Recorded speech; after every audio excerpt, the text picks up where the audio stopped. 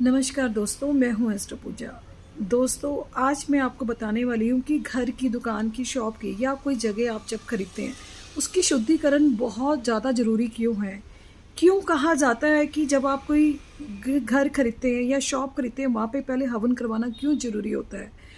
तो दोस्तों, ये इसलिए ज़रूरी होता है क्योंकि जो स्थान आप खरीदते हैं, वहाँ पे या जो लोग पहले से रह रहे होते हैं, उनकी एनर्जी नेगेटिव होती है।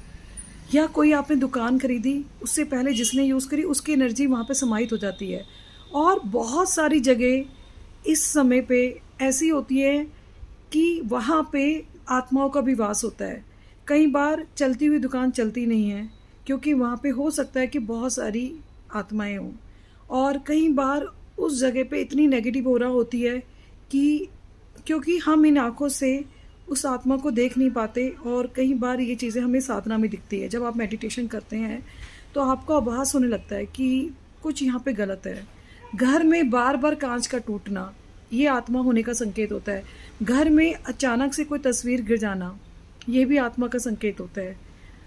तो दोस्तों, उस जगह की शुद्धि इसलिए ज़रूरी होती है क्योंकि जब आप कोई हवन या वैदिक मंत्रों का जाप करवाते हैं तो वो जगह, वहाँ पे जो नेगेटिव एनर्जी होती है या आत्मा के रूप में होती है, वो वहाँ पे स्थान छोड़ देती है। तो दोस्तों, जब भी आप कोई घर ले या कोई शॉप खरीदे या कोई फैक्ट्री खरीदे तो वहाँ पे आपको हवन ज़रूर करवाना चाहिए। और वहाँ पे आपको कुछ मात्रा में हनुमान जी का, बजरंग बाण का भी आपको पाठ करवाना चाहिए। तो दोस्तों, जब आप ये हवन और ये पूजा करवाते हैं तो वहाँ पे नेगेटिव एनर्जी जो होती है वो वहाँ से चली जाती है और उस स्थान को छोड़ देती है।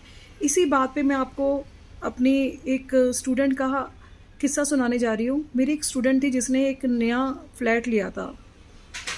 तो जब उसने फ्लैट लिया तो उसके घर के ऊपर ही पीपल का पेड़ था।